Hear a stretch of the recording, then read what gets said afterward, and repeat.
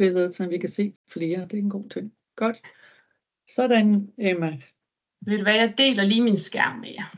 Yes. Så kan vi se, hvad jeg har gang i. Sådan der. Så gør vi lige præsentation.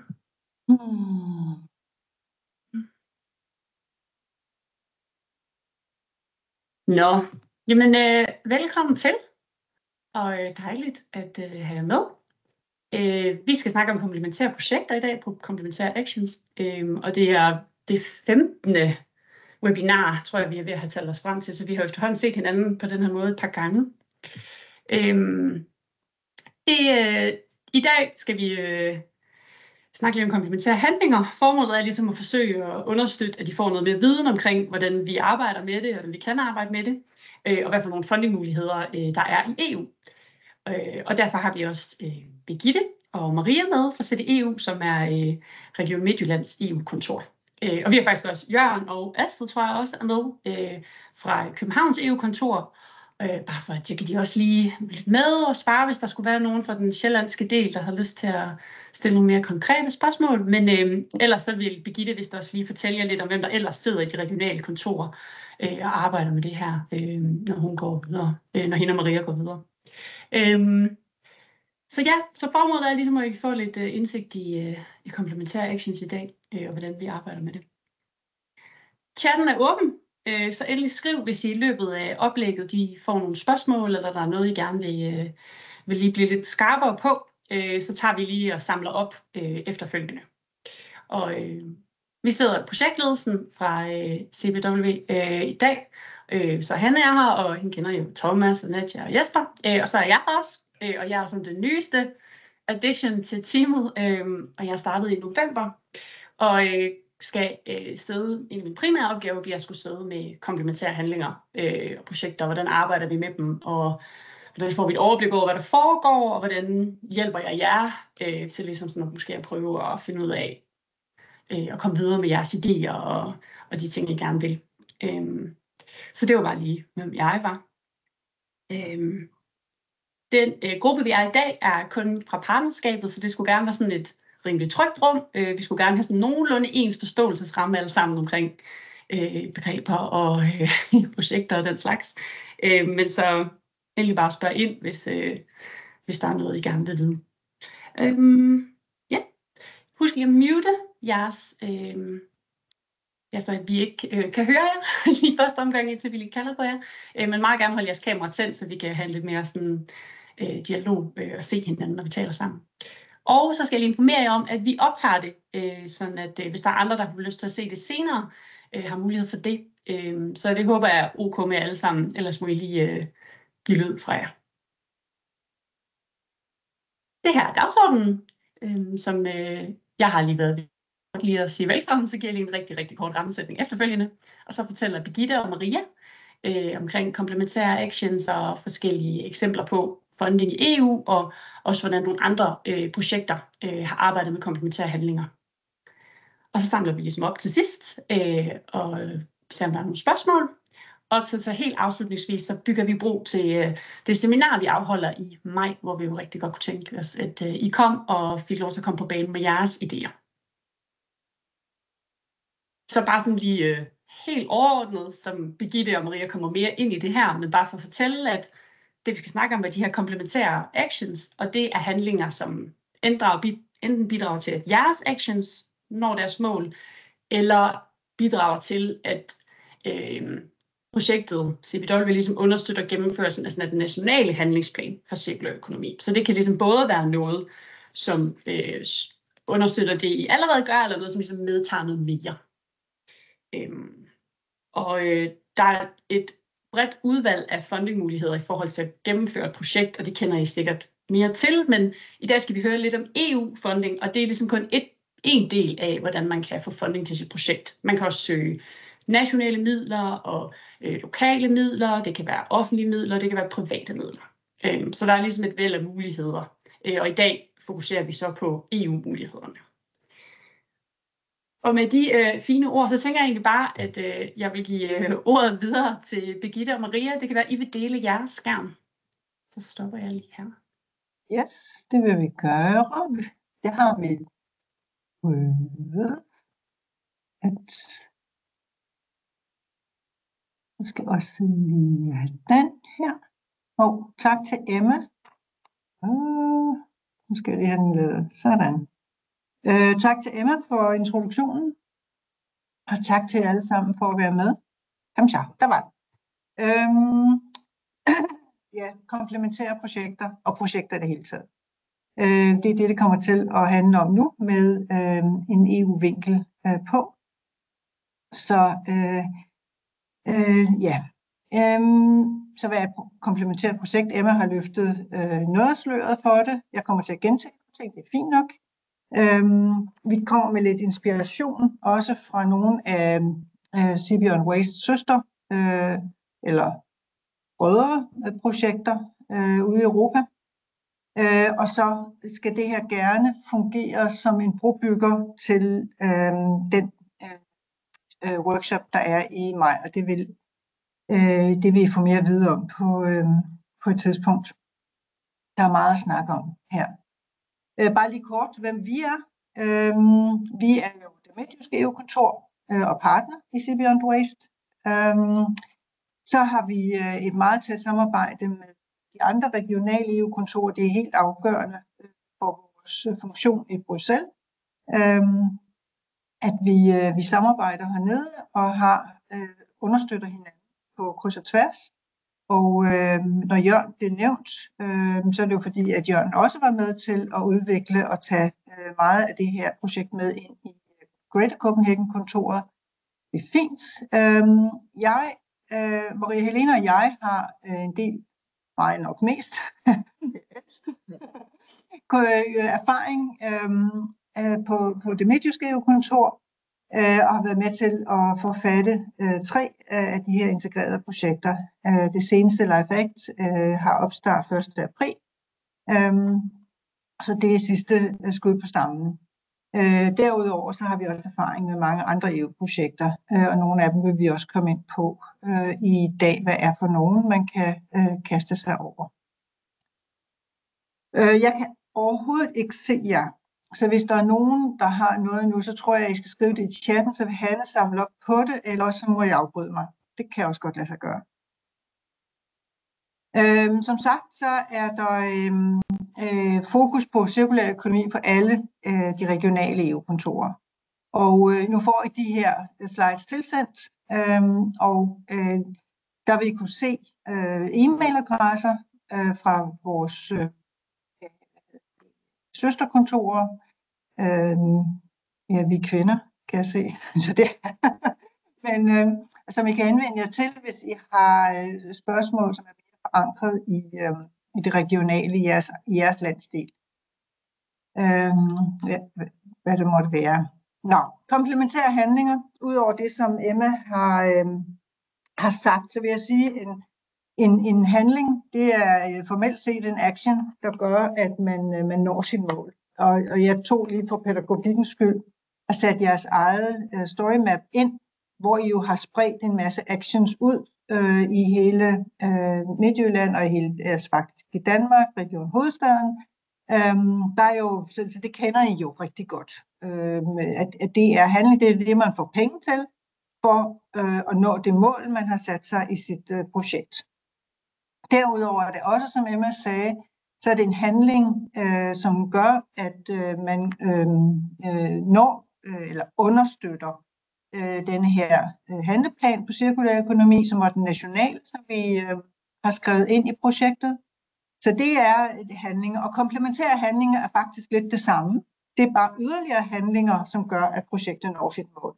EU ved godt, at man når ikke at gennemføre sin handleplan med et projekt. Så der er en forventning om, og det har der været lige fra starten, at man skal rejse yderligere enten kapital, meget konkret, det kan være på forskellige niveauer, eller lave yderligere handlinger, så man når sit mål. Der komplementære handlinger er sådan set en anden slags handlinger, som går ind og supplerer og understøtter, at man når sit mål. Og bare lige for at minde jer om, hvad vores CBON Wastes mål var. Det står i ansøgningen, Det var de her 3, og det er så blevet udviklet over tid. En lille smule mere om de komplementære actions, fordi nu får I det her tilsendt, så kan man sidde og kigge lidt på det og gå lidt mere i dybden med det, hvis det er relevant, hvis I synes, det er relevant. En komplementær handling kan være noget af det, I gør allerede i jeres geografi, men i et andet geografisk område, fordi det giver mening. Så det er sådan en slags replication, en gentagelse, eller en overførsel af best practice, eller en videreudvikling, eller hvad det måtte være, af det, I laver, men i et andet geografisk område. Det er formelt set et krav. Så kan det være, at man laver noget, som er anderledes end det, man har lavet, men i samme geografiske område, som Sea Beyond Waste. Så kan man lave handlinger fra CØ-planen, som endnu ikke er dækket af de handlinger, vi har. Altså, det kan simpelthen være, vi kunne ikke dække det hele. Det kunne vi simpelthen ikke, og det har vi også beskrevet i ansøgningen, da vi søgte. Så der kan være nogle ting, hvor man tænker, det her, det har vi faktisk ikke dækket endnu. Det vil vi gå ind og arbejde med. Og så som sagt, selve implementeringen af planen. Det kan være lokale, eller det vi lidt mere moderne udtryk også kalder place-based handlinger, eller det kan være sådan mere tværgående og strategiske, eller det kan være begge dele. Så der er virkelig mange muligheder for at lave noget, der støtter op om det, vi allerede laver. Men de skal alle sammen være relevante selvfølgelig for det, vi laver, og skal være relevant for den her handleplan. Man skal ikke gå udenfor, man må faktisk ikke rigtig gå udenfor, hvis det skal være, men det skal alle sammen støtte op om den her handleplan. Der er vide rammer for det, så det tror jeg faktisk jo heller ikke er noget problem. Og så skal det gerne på en eller anden måde integreres, det man laver. Hvis man nu vil lave noget i et andet geografisk område, jamen så kan man integrere det, man får ud af det, i sit eget. Invitere det ind, om man så må sige, for at bruge sådan et udtryk. Så jeg kan faktisk godt lave et samarbejde med nogen, som ikke er en del af partnerskabet, for ligesom at få en handling der. Det kan være lokale midler, det kan virkelig være meget forskelligt. Og jeg har været igennem ansøgningen, hvor vi jo sådan set samlet set havde udsigt, at vi ville rejse 58 millioner euro. Det kan være lokale midler, og det kan være alt muligt. Og jeg kan se, at vi i ansøgningen beskrev, at vi ville udvide nogle genbrugspladser. Det er i hvert fald arbejdet med. Der var nogle midler, der var afsat i nogle kommunale affaldsplaner. Indkøbsprojekter var der, og der var investeringer. Så det kan være lokale midler, man kan arbejde med. Det kan være nationale midler, hvor vi jo også har national funding til rådighed. Eller, som vi lige skal se på nu, EU-midler. Det var der også nævnt i ansøgningen. Det kan være offentlige midler, og det kan være private midler. Så der er faktisk mange muligheder for at arbejde supplerende funding. Vi har haft kontakt til det finske projekt, som minder en del om Sea Beyond Waste, og det er kun som inspiration til jer for at få bredt viften lidt ud af de handlinger, man kan lave, hvor de har lavet en statistik over, hvad det er for nogle komplementære handlinger, de har lavet i deres projekt. Der er et link til det her i den præsentation, som I får tilsendt. Men der kan I se, at de har arbejdet med alle de her emner, og hvor mange antallet af komplementære. De har haft rigtig mange til at støtte op om deres projekt. Så de har arbejdet meget med bioøkonomi. Jeg ved ikke præcis, jeg kan ikke huske længere, hvad de lagde i det der circular economy, men der er også noget, der er klimarelateret, der er noget, der er forretningsmodeller osv. osv. Så egentlig kun som en inspiration, når I skal overveje, hvad I vil arbejde med, kan I kigge på det her. Og så er spørgsmålet, hvilke gængse programmer er relevante for jer? EU-programmer selvfølgelig er relevante for jer. Vi kommer ikke til at gå ned i de enkelte her lidt. Måske. Jeg har lavet nogle eksempler. Vi har sat nogle eksempler ind i slides her. LIFE er jo det er jo sådan set det, der finansierer Recipient Waste. Og det er jo et projekt, hvis man vil arbejde, som I ved, meget praksisnært. Det er meget konkrete resultater, man skal lave. Vi kommer til at indsætte et forbehold her, fordi vi kan faktisk ikke vi kan ikke kontere, vi kan ikke medregne LIFE-projekter som komplementære projekter, desværre. Men det ændrer ikke ved, at LIFE er et rigtig, rigtig godt program, og derfor vil vi gerne nævne det på forskellige måder. Så vi synes, I skal arbejde med det. Hvis I har lyst, vi kan bare ikke putte det på listen over komplementære projekter, desværre. Det er betingelserne i retningslinjerne. Så der er Interreg-programmet, hvor man også kan arbejde praksisnært med noget, og der har jeg sat et eksempel ind, også relativt dyrt projekt om tekstilsortering i Herning, med bæredygtig Herning, og i samarbejde med svenskere. Så det er også en mulighed med det program. Horizon Europe er jo, mens LIFE er det største grønne program i EU, så er Horizon Europe jo verdens største forsknings- og innovationsprogram, hvor man også kan arbejde med cirkulær økonomi. Det er et program, som er meget konkurrenceudsat, så der skal man måske en del af noget, som et konsortium allerede arbejder med, og det kan vi også måske hjælpe jer med at finde ud af. Så synes vi, det er meget vigtigt at nævne, at man kan kompetenceudvikle sig. Og der har vi taget et eksempel med, altså fra Erasmus+, hvor vi på vores kontor er involveret i det oprettelsen af sådan et Center for Vocational Excellence, noget der hedder Teach for SD, som handler om at lave uddannelsesprogrammer for bæredygtighed. Og der kunne man også lade sig inspirere her i Recipient Waste. Og så er der endelig, hvis man vil arbejde med digitale, så er der Digital Euro Program, hvor det er ikke meget fremtrædende, men hvor der også er mulighed for at hente noget til det cirkulære. Og der er flere programmer. Og der kommer mere hernede, men her det vil vi nok komme tilbage til, når vi laver vores workshop. Hvad kendetegner EU-projekter bare meget kort? De skal som hovedregel være internationale, og der er jo en vidunderlig undtagelse her, fordi lige præcis Recipient Waste er jo ikke international. Men de fleste EU-projekter skal være internationale, fordi det handler om at samle de bedste kompetencer på tværs af landegrænser. Der er ofte et krav om innovation, men man kan også arbejde med, hvis man har gode erfaringer, og overføre dem.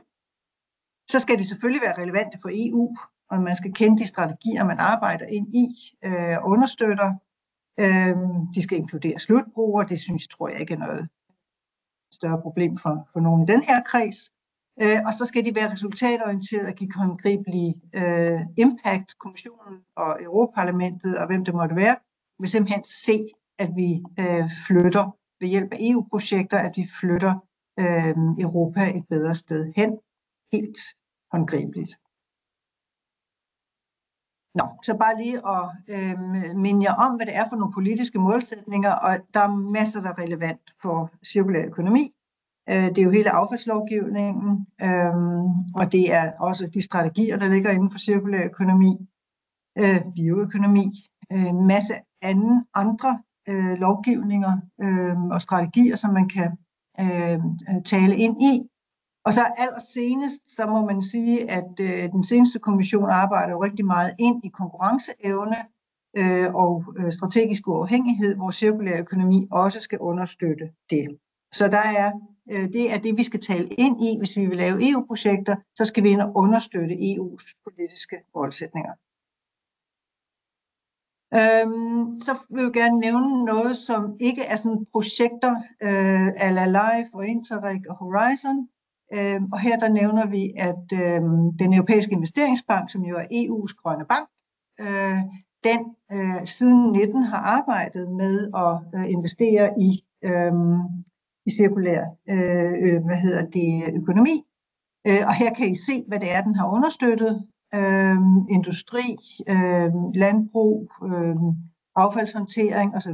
Det er store sorteringsanlæg.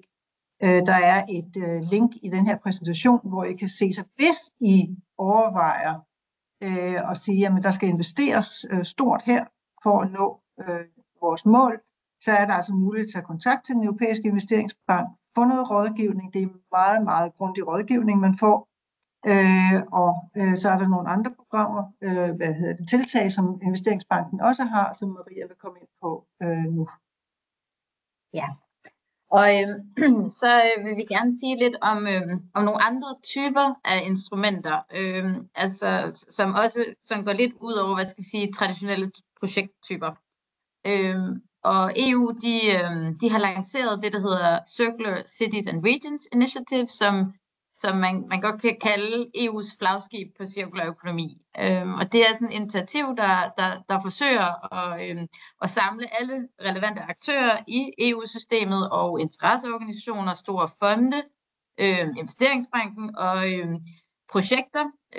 Så det er også vidensinstitutioner og så også byer og regioner i det her initiativ.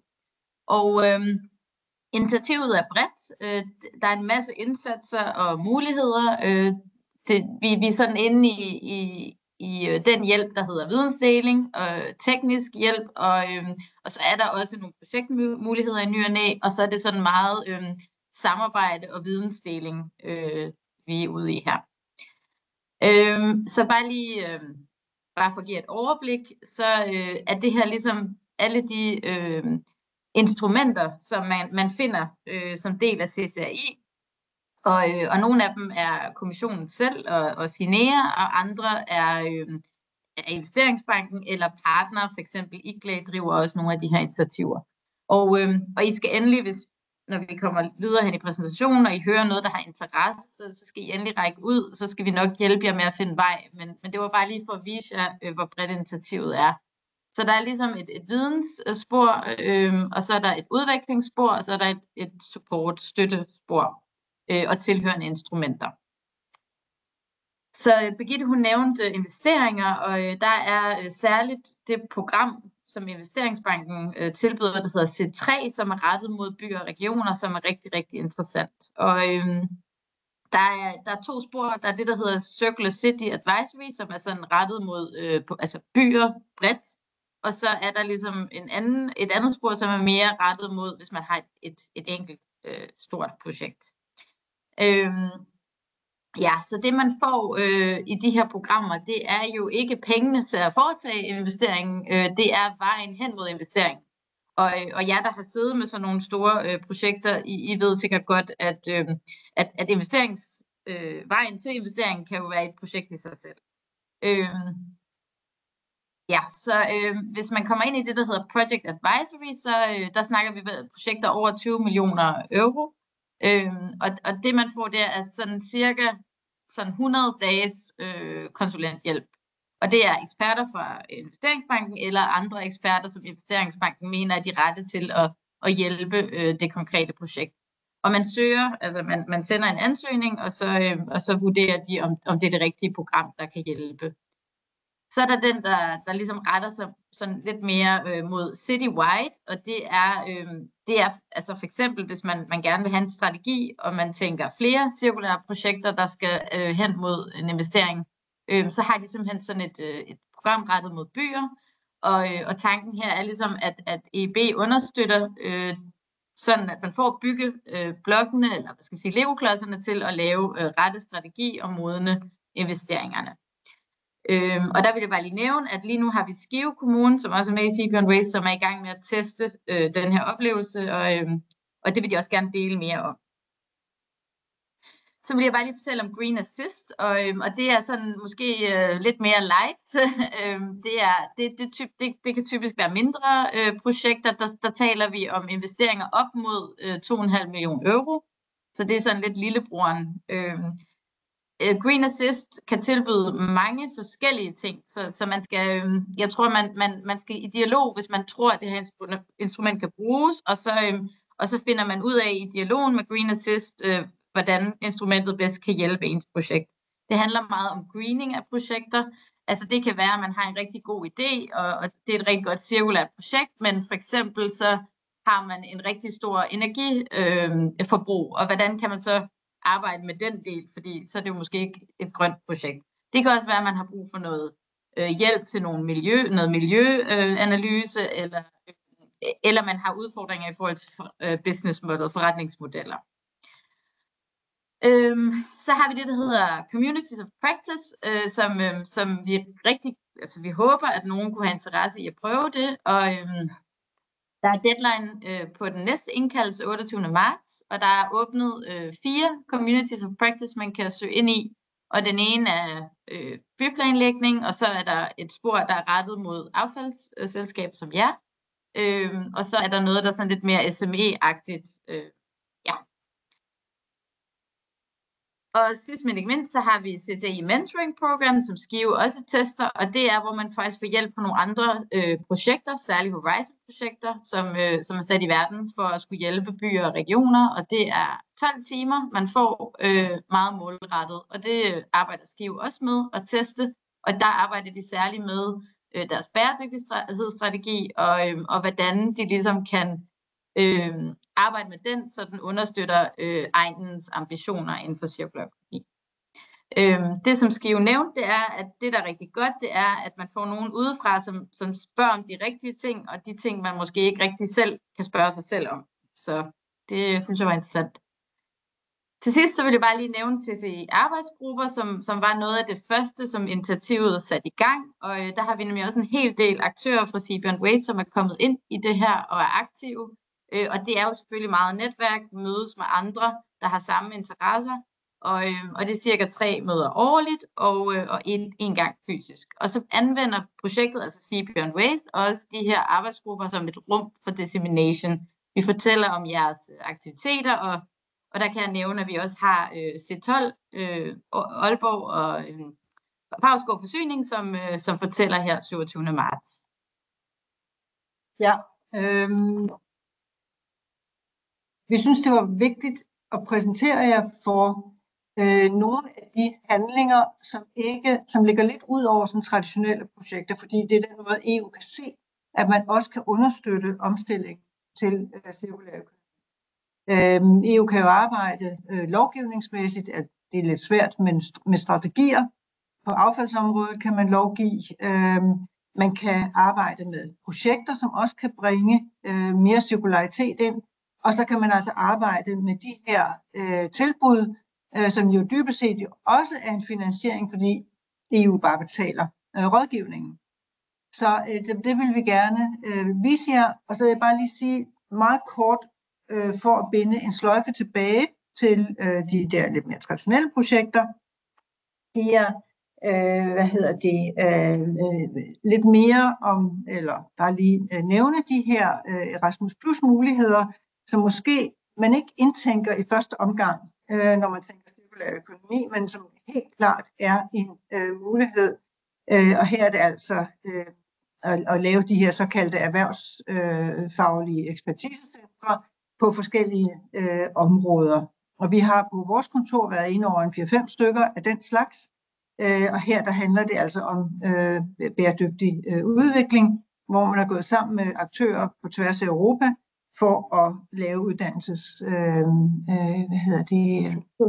tilbud, programmer, materiale, forløb osv.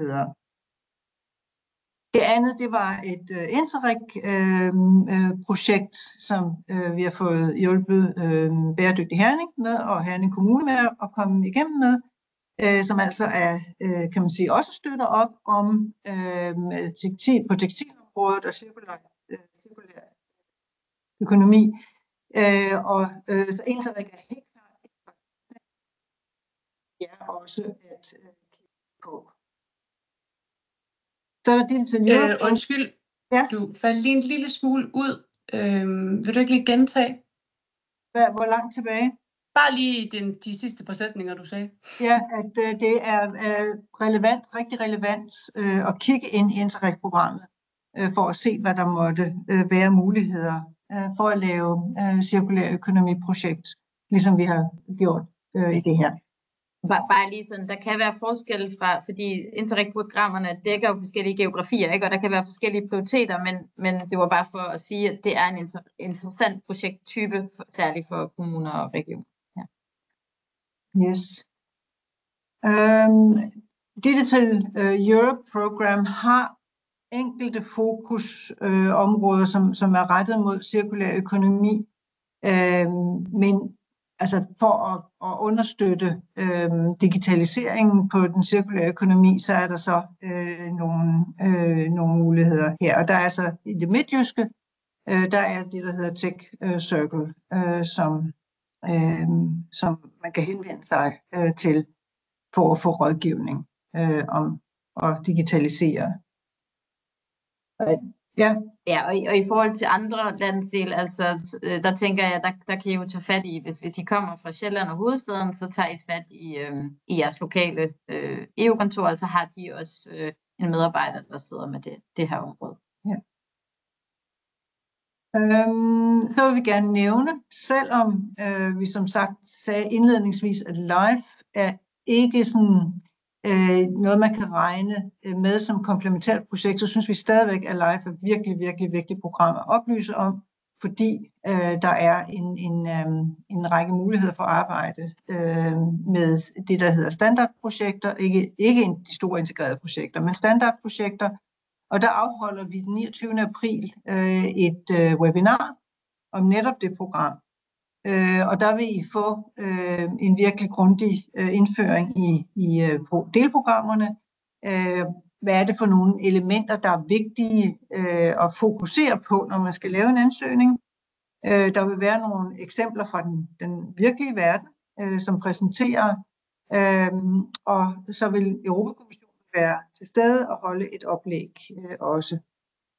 Og jeg har givet link til webinar fra sidste år, som stadigvæk er relevant at kigge ind i, hvis I har tid til overs til det.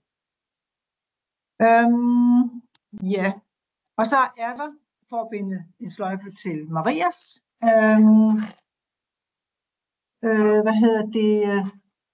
til Marias introduktion af CCRI, Circular Cities and Regions Initiative, at der er en stor konference i år, og EU Green Week, som er den årlige grønne konference, handler i år om cirkulær økonomi.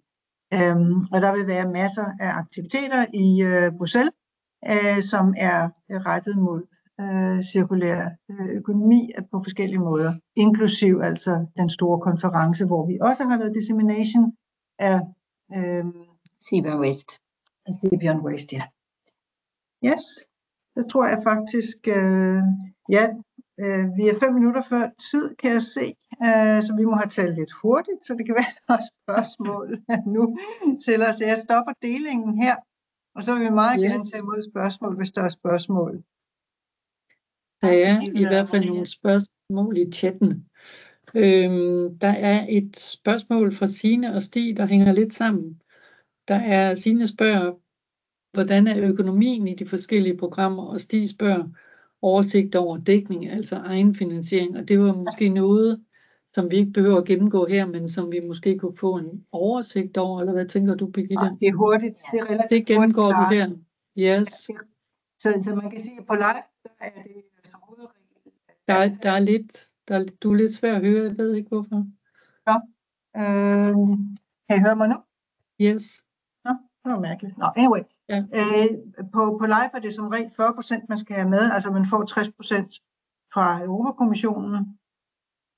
Hvis man går ind i et Horizon-projekt, så er det som regel, hvis man er offentlig myndighed, 100% medfinansieret, eller 100% finansieret, og oven i det overhead. Interreg er også som hovedregel 60% fra kommissionen, Så det er sådan i store træk, og hvis der er mere specifikke spørgsmål, så vil vi gerne komme tilbage til det. Og jeg kan bare sige, at i forhold til investeringsbankens tilbud, så altså den kontrakt, man indgår med investeringsbanken, der er også en forventning om, at organisationen kan lægge nogle timer, fordi man skal selvfølgelig have en modtagende part på de her konsulentydelser. Det er ikke sådan, at man skal lægge penge, men det er sådan noget med, at hvis de leverer nogle timer, så skal organisationen også kunne levere nogle timer. Godt. Signe og Stig, fik I svar på det, I gerne ville? Yes. Godt. Det er godt at se. Ja. Signe spørger også om det, at handlingsplanen for cirkulær økonomi, forebyggelse og håndtering af affald, nu er ved at blive revideret, betyder noget for retningen i forhold til de projekter, der skal søges? Ja, altså det er jo et relevant kriterium, kan man sige. Og det selvfølgelig handler det om, altså EU ved jo godt, at planer bliver revideret. Jeg mener, man vil jo gerne lave planer hernede, og politik og sådan nogle ting. Det ved vi godt, at der er revisioner, og det skrev vi også og fortalte kommissionen om, da vi søgte projektet her. Er det kun hos mig, eller er det hos alle, du falder ud? Den skrætter sådan lidt i lyden hos det, Birgitte. Jeg ved ikke om... Det gik ellers godt under oplevet. Jeg ved ikke, hvad der sker nu. Nu er jeg ved at blive udelukket af det gode selskab. Det var sgu ikke... Nej, det tror jeg ikke. Det må være noget med mikrofonen, der sidder lidt anderledes, eller hvad? Nu taler jeg meget langsomt. Okay? Det er godt. Det var godt. Men revidering af planer er selvfølgelig vigtigt at have for øje, fordi det, man laver, skal være relevant for den nye plan og for den gamle plan. Tak. Yes. Okay, så nu prøver vi her. Så jeg skal tage Signe, hvis det var dig, der spurgte om det. Du nikker. Og hvordan man mere præcis skal det vil jeg sige vil være en konkret vurdering. Men kommissionen vil til enhver tid forstå, at det, man laver, skal være relevant for de politiske planer, som er vedtaget. Så det vil være en konkret analyse, vil jeg sige. Men ja. Må jeg stille et tillægsspørgsmål? Ja, det. Jamen det er bare, jeg sidder og tænker på, fordi der er både omnibussen, og der er på nogle områder lidt i bakgear. Så som jeg læser Draghi-kommissioner, det er så de parametre, vil du så være enige om? Jeg vil mene, det der hedder innovation og konkurrenceevne vil være helt centralt efter min opfattelse. Er I enige i det? Meget enig. Man taler ikke længere om Green Deal, man taler om Clean Industrial Deal, og cirkulær økonomi er vigtigt, og faktisk, jeg synes, bliver talt op i forhold til, altså Green Deal var jo selvfølgelig alt overskyggende i mange år, men det er klart, at man ser cirkulær økonomi som et meget, meget vigtigt område i forhold til at gøre EU konkurrencedygtig. Så i den kontekst, så bliver cirkulær økonomi, vil jeg mene, også meget vigtig i den nye programperiode. Men det bliver lidt med et andet opsæt og en anden argumentation, lyder det til. Så mindre ud for miljø, men mere ud for de andre perspektiver. Også strategisk uafhængighed. Ja. Godt. Så er der en opfordring. Claus, vil du selv komme med den? Omkring brancheforeningen Cirkulær, der arbejder med input til revideringen af den nationale handlingsplan. Ja, det kan jeg godt. Brancheforeningen har sådan et årsmøde, hvor man så har samlet forskellige input ind fra alle de her affaldsselskaber på, hvad man synes, at hvad man kunne gøre noget ved. Men det er jo sådan set også meget det, der ligger i vores fælles projekt her. Så hvis der er nogen, der har nogle områder, man kan sige, her synes vi faktisk, at man skulle prøve at revidere eller ændre lidt på, hvad der egentlig står i planen, for vi kan se noget fra vores actions, at det kunne være hensigtsmæssigt. Så bringer jeg det meget gerne ind i det forår her fra Cirkulær, som der kommer jo sikkert inputs fra mange forskellige brancheorganisationer til ministeriet i forhold til at ændre på planen, men I er meget velkommen til at komme med noget, hvis I har noget, som I tænker, der er der noget, det burde være skrevet anderledes, eller der er noget, det skal der mere fokus på. Der er jo mange af de domæner, der er i den nationale plan, som selvfølgelig i sagens natur vedrører vores fælles projekt. Yes. Og beklager, jeg ikke lige at tænke på det før. Men... Ja, men bedre sent end aldrig. Altså, Ja. Og vi har også noget samarbejde fra vores side med Miljøstyrelsen omkring input, men altså jo flere jo bedre, tænker jeg, fra det virkelige liv. Yes. Det kan være, at jeg også lige må kommentere på det, Hanne. Ja. Ja, fordi jeg kommer som sagt fra Miljøstyrelsen, og vi er også selvfølgelig i gang med at samle input fra brancheforeninger og så videre, som du nævner, Hanne. Og vi kommer også selv til at sætte nogle projekter i søen, som skal gå ind og analysere på forskellige initiativer, som man gerne vil i gang sætte. Men jeg kunne også rigtig godt tænke mig, hvis I har nogle input, vi kan bringe ind i det, eller nogle gode læringer, man kan tage det ind i det.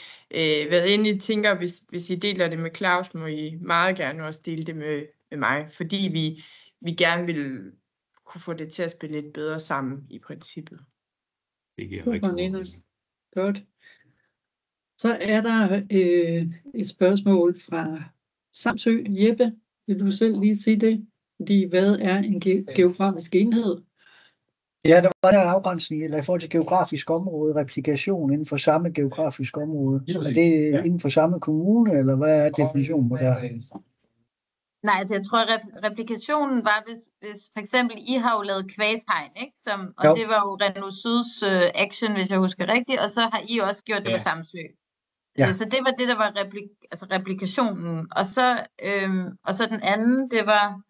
Ja, det er mere, altså nu er vi hovedsageligt dækket i Seabjørn Waste i Midtjylland. Det er jo Tranbjerg, ikke? Så er det bare... Jeg tror, der sidder en bagved dig og snakker, og vedkommende kan vi høre. Tak. Nå, anyway, nej. Det er en lille smule sværere at sige på Seabjørn Waste, fordi det er jo hovedsageligt Midtjylland og hovedstadsregionen. Det var de to regioner, der gik sammen for at løse det her. Vi har også enkelte projekter i Norddanmark, og i Syddanmark har vi også. Men jeg vil jo mene, at hvis man laver noget i Region Midtjylland, den geografi, og man så laver noget tilsvarende i Nordjylland, eller i Slesvig, eller i en anden geografi uden for Danmark, så er det en anden geografi. Så det skal ses lidt i, hvor projektet har defineret sin partnerkreds, sin primære partnerkreds henne. Og det er i Midtjylland, og det er hovedstadsregionen. Jeg forstår. Ja. Tak. Godt. Ej, det er ikke, fordi jeg ikke tror, du forstår det, Jeppe, men ja. Fint. Er der flere? Der er ikke flere spørgsmål i chatten, men der var den her opfordring endelig henvender til Claus og til Nina. Er der et spørgsmål for dig, Stig? Du sidder med hånden Jamen, det er mere for at forstå, altså nu sidder vi i de her projektkontekster, det her. Vi er jo partner med BOFA og på andre projekter, så vi skal lave komplementering. Kan Aalborg sige, at vi vil godt gå alene og vælge nogle andre partner, fordi vi bevæger os måske fra Bornholm mere fokus på resten af Danmark. Så nye kombinationer af partnere, det er inden for spillereglerne. Bestemt. Yes. Og Nikke simpelthen så UFD, så det er bare... Yes. Det er godt. Er der flere spørgsmål? Ellers kommer vi jo tilbage til det, og det kan Emma jo sige noget om. Jeg har bare lige en enkelt kommentar, som jeg bare... sorry Emma, det var bare lige for at sige, at nu bare lige for at tage udgangspunkt i Stig nævnt, så lyder det jo også til, at der er nogen, der allerede har gang i noget derude, og brygger på ting, og måske allerede har lavet noget nyt. Så det var bare mere, at det måske godt altså, for jeg ved jo ikke, hvor meget I lige snakker om det, når I snakker med Seabjørn Waste, men så Stig måske send noget hjem til Seabjørn Waste mailboksen, fordi jeg tænker, at så hjælper det også dem til at få et større overblik over, hvad der allerede sker, og ja, fordi der sker jo rigtig meget derude, og nok mere end nogen af os ved, men det er jo godt, hvis vi kunne få en fælles viden om det. Det vil være godt. Så, bare lige. Yes. Tak. Jeg vil bare sige, at de forlængelser det, så jeg er jo i en af de store opgaver, eller jeg er blevet ansat til, at jeg så bare prøve at forsøge at danne sig et eller andet form for overblik over, hvad er det egentlig, vi laver på tværs af os uden for projektet, men hvad er det ellers, altså sådan vores partnere, som I laver rundt omkring, som egentlig understøtter projektet, men som vi måske ikke lige nødvendigvis har blik for. Og hvordan kan vi understøtte, at I får flere nye idéer, eller de altså sådan arbejder videre baseret på de erfaringer, som I har fået igennem projektet. Det er ikke noget, vi har haft særlig meget fokus på indtil nu, fordi det har ikke været der størstedelen af jer var. Det har simpelthen været, der har været behov for ligesom at have fokus på det projekt, I sad med i CBW. Men vi fornemmer, at der begynder at være mere sådan rum og plads ude hos jer til at begynde at tænke nye tanker og nye idéer. Og det er jo også derfor, vi holder det her webinar. Så ja, det er jo bare for at sige, at hvis I sidder med nogle spændende projekter, som I godt kunne tænke jer at få sparring på, eller bare generelt gerne vil fortælle os om, at det foregår, så endelig informer det til os, fordi det vil vi virkelig gerne vide. Og kan også bedst muligt sætte jer i forbindelse med andre, som kunne være interesseret i det, og som også måske kunne understøtte jer. Er der andre spørgsmål? Jeg ved ikke, Nina, du har stillet et spørgsmål i forhold til finansieringsmulighederne i, at et projekt ikke må dobbelt finansieres. Det har du egentlig svaret lidt på, Maria. Ja, jeg vil bare lige sige, så selvfølgelig kan den samme aktør ikke få penge 2 gange til den samme handling. Det er klart, det kan man ikke. Men man kan jo godt lave noget nyt, eller bygge ovenpå, eller få penge til en anden handling. Og et rigtig godt eksempel er, altså fra Sea Waste, er, da Renosyd arbejdede med kvæghegn, så fik de noget af aktiviteten dækket, jeg tror nok det var mandetimerne i Sea Waste, og så fik de penge til at dække noget infrastruktur og nogle materialer gennem Nordisk Kulturfond, for eksempel. Så det er bare for at sige, at man kan godt kombinere funding, men man kan ikke få 2 gange til den samme handling. Ikke EU-midler. Og slet ikke EU-midler, så det er helt off. Så ja. Men det er også sjældent, at man beder om det, fordi det giver jo heller ikke mening. Altså man skulle helst komme i mål, når man får penge for det, ikke? Første gang, ikke? Så ja. Tak, Maria. Er der andre spørgsmål? Nej. Ved I hvad, så deler jeg lige et slide med jer. Jeg kan se her, om jeg kan få lov til at gå videre. Det kunne også godt. Jeg vil bare lige bygge bro til, nu fortalte Maria og Birgitte jo, at der bliver holdt et oplæg her i slutningen af april. Var det den 28. april? 29. Men ja. 29. april. Og det vil jeg da klart opfordre jer til at deltage i, hvis I har en eller anden idé, som I synes, det kunne være spændende faktisk at få noget mere sådan konkret om, hvordan man ansøger, og hvordan man skal bygge en ansøgning op og sådan noget. Så det er i hvert fald ultra relevant, og det ved jeg, at Maria og Birgitte sørger for, at I får noget information om snarest. Men derudover så afholder vi jo et seminar i CBW i samarbejde med CDEU i maj, hvor vi gerne vil have jer lidt mere på banen. Altså vi vil egentlig gerne snakke med jer omkring, har I nogle idéer og nogle lidt mere løse tanker, som vi på en eller anden måde kan give jer noget sparring på, kan sætte jer i stand til at handle på, og hvordan kan I så handle? Så I må virkelig gerne række ud til os, gerne inden den 4. april, hvis I har et eller andet, I godt kunne tænke jer at få noget sparring på, for så vil vi virkelig gerne planlægge det ind i vores program for dagen. Så jo mere I ligesom giver til os, jo bedre kan vi planlægge den dag, så I kan få det ud af det, som der giver mening for jer. Og det er den 13. maj i Vejle. Og tag lige fat i mig eller Hanne, hvis I synes, at der var et eller andet, I gerne vil have på programmet. For så vil vi gerne gøre, hvad vi kan for at tilgodese det. Yes.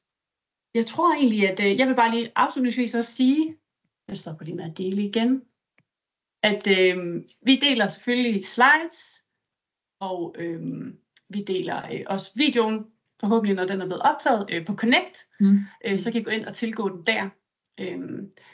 Og jeg endelig tager fat i, var det Claus og Nina, hvis I har noget, I gerne vil give videre til den nye handleplan, noget input til det. Det synes jeg giver rigtig god mening. De skrev også i en kommentar, at de jo har lavet den her barriereanalyse, som kunne være super relevant, og som jeg tænker også giver god mening at formidle med til Claus og Nina. Claus spørger også omkring den grundlæggende sådan, ramme for seminaret. Det, der sådan er vores tanke, er, at vi gerne vil have, at det er jer, der får lov til at få input på nogle konkrete ting, eller på nogle lidt mere løse tanker. Så vi vil egentlig gerne have, at det skal være sådan en dag, hvor vi lidt kan inspirere hinanden, og blive motiveret til at finde ud af, giver den her idé faktisk mening at arbejde videre med. Men det sagt kan der være ret stor forskel på, hvor I er i sådan en idéudvikling, projektudviklingsproces. Og det vil vi egentlig gerne prøve også at tilgodese. Så uanset hvor I ligesom kan være henne, så endelig tage fat i os. Men det er sådan den grundlæggende tanke, er, at vi gerne vil prøve at hjælpe jer videre med de sådan komplementære projekter og de erfaringer, I har gjort jer indtil nu. Giver det mening, at Claus? Han ligger. Super duper. Jamen, Birgitte har lige hånden op, eller også er det... Ja, det er mig. Maria, Ja, jeg havde faktisk, fordi jeg vil bare sige, nu vi er i gang med at snakke om input til den nationale klimahandlingsplan. Hvis der er nogle budskaber, projektet gerne vil give til Europakommissionen, så er det også meget, meget passende at gøre, fordi det at påvirke gangen og udviklingen i EU spiller tilbage på, hvad vi gør i Danmark. Og den her type projekter er gefundenes fressen for Europakommissionen, fordi I sidder med meget vigtige erfaringer, som den kan bruge, og kommissionen er tit lidt langt væk fra det lokale. men det er en måde at komme tættere på. Så sig endelig, hvis der er nogle gode råd, eller andet, så kan vi eventuelt også hjælpe her med at få det forfattet og få det sendt de rigtige steder hen. Og det er ikke for at gå på tværs af det, som Nina og Miljøstyrelsen og andre måtte gøre på national plan. Det er projektets erfaringer, jeg taler om her, og ikke så meget det andet. Det ved jeg godt. Så ja. Og så bare lige afslutningsvis, så vil jeg bare lige også sige, at når vi mødes i Vejle, så har vi også Astrid fra Greater Copenhagen EU Office med os. Så det er bare for at sige, at der er god geografisk dækning på hjælp og service. Jeg ved ikke, hvem der ellers kommer, men bare lige for at sige, at EU-kontorerne, vi kommer med fuld flag og optimisme. Der kommer stjerner på denne gang. Ja, det er godt. Og i øjnene. Ja. Jamen, er der nogen, der lige har et spørgsmål på falderebet? Nej. Så vil vi bare gerne sige tak til CDEU, og tusind tak for, at I har deltaget i dag, og vi håber, at der er rigtig mange af jer, der har lyst til at komme til CCRI-oplæg og til vores seminar i maj. I må endelig bare række ud til os, hvis der var noget, I gerne vil have på programmet. Tak for i dag.